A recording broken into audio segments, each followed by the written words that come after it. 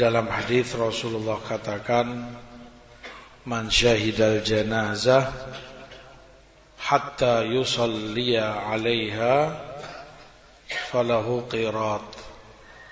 Yang mengikuti jenazah sampai menyolatinya, maka baginya 1 qirat. Wa man syahidaha hatta tudfan falahu qiratan. Yang menyaksikan jenazah, menyolati sampai dikuburkan, maka baginya 2 qirat. Kemudian beliau ditanya apa itu qirat. Rasulullah katakan mithlul jabalainil azimain, seperti 2 gunung yang besar. Ini 1 qirat itu 1 gunung besar pahala. Di lafaz lain disebutkan asgharuhuma mithlu Uhud, seperti 2 gunung besar, yang paling kecilnya saja seperti Uhud. Uhud ma'ruf di Madinah bagi yang pernah ke sana.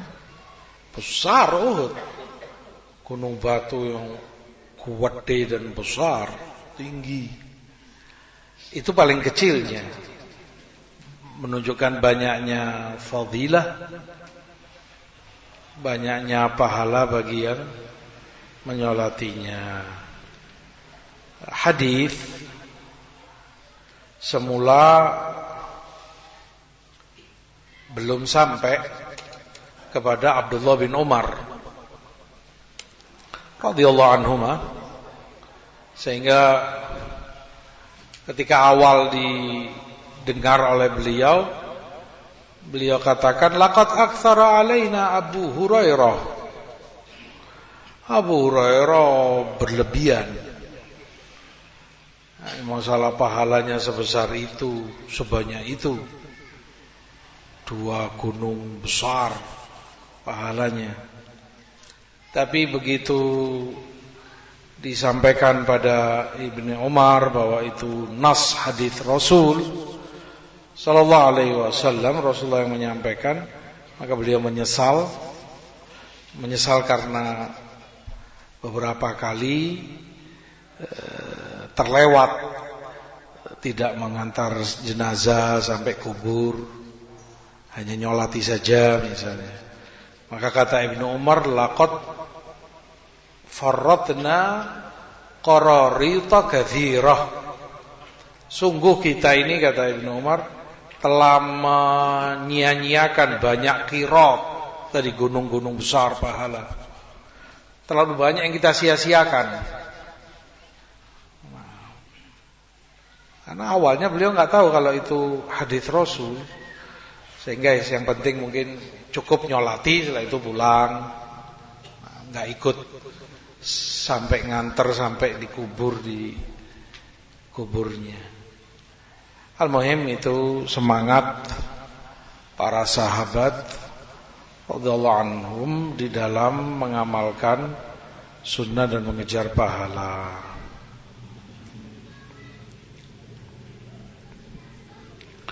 Dan pahala besar dari amalan yang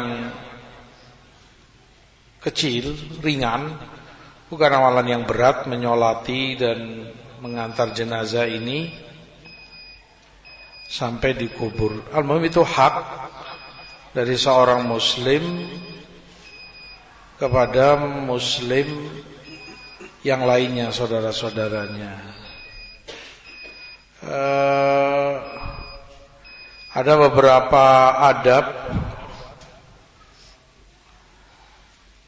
yang diajarkan saat mengantar jenazah untuk orang itu mengambil ibrah, mau'idhah tentang kematian, untuk dia juga ingat mati, melihat kubur, agar mempersiapkan dirinya untuk setelah kematiannya.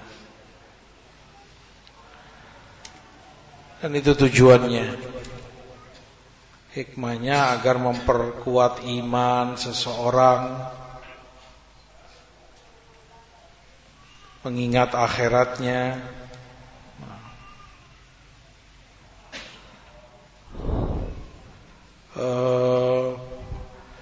Disunahkan pula untuk orang diam untuk tafakur dan memikirkan apa yang akan terjadi pada dirinya jika mati, seperti apa. Makanya sangat diingkari adanya ketawa, gurauan, candaan saat orang itu bersama jenazah, menyolatinya atau dikuburnya. Dan salaf rahimahumullah, kalau ada jenazah, orang disebutkan sampai nggak tahu ini jenazah siapa. Artinya masing-masing seperti orang bersedih, layaknya itu keluarga.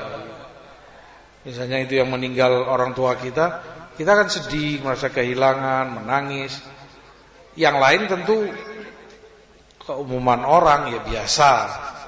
Mungkin dia bisa ngobrol, bisa santai sama temannya. Tapi salaf enggak demikian. Begitu ada jenazah, masing-masing dilihat seperti keluarganya masing-masing, sedih masing-masing, dalam keadaan ketakutan, sehingga enggak diketahui ini jenazahnya siapa. Kalau kita kan enggak bisa diketahui ini jenazah siapa, ketahuan orang paling sedih, mungkin matanya merah, banyak menangis, berarti jenazahnya keluarga itu. Yang lain biasa saja wajahnya. Tapi di salaf enggak demikian, semua pada sedih. Sehingga enggak diketahui ini jenazah siapa. Itu mereka. Sedihnya mereka tadi untuk ambil ibrah, berpikir, mengingat kematian, ajal dan persiapannya. Nasallallahu taufik. Yang terakhir mereka menyebutkan bahwa seorang mayit pun masih bisa terpeleset dalam riya. Kif, kata Adzun Hasan Al-Basri, beliau katakan dengan dia senang diantar atau didatangi oleh banyak orang, dia anggap orang penting, dia menganggap dirinya orang besar, orang ini, bahkan entah siapa yang mengantar, orang yang soleh atau enggak, yang penting datang ke jenazahnya banyak-banyakan orang. Dan bukan itu tujuannya. Karena yang dimaksud mereka yang menyolati, mereka yang mendoakan, orang-orang yang bertauhid, orang-orang soleh untuk menjadi syafaat dan kebaikan baginya. Wallahu ta'ala alam wa sallallahu alaihi wa sallam.